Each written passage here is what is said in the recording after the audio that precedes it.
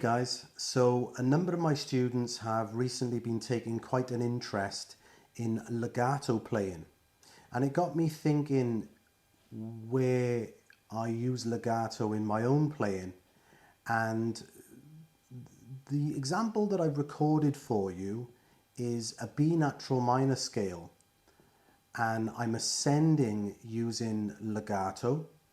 And what I like about this in particular is the fact that I'm able to start off on, in this case, the low E string, run up the scale so I can get to the higher strings to play a dramatic bend or whatever. But it's almost like this volcano eruption effect where there's this building, this, like I say, this tension. So this is where I like to use legato. I've recorded obviously two versions, a fast distorted version and a clean version, nice and slow.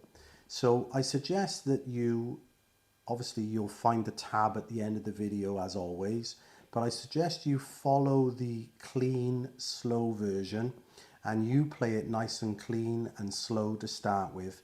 And once you manage to get to some speed, you can try with the distortion, and then you're going to need to use a little bit of right hand dampening. So have a go, follow the tab, follow the fingers as well, which is also important, and best of luck. I'll see you next time.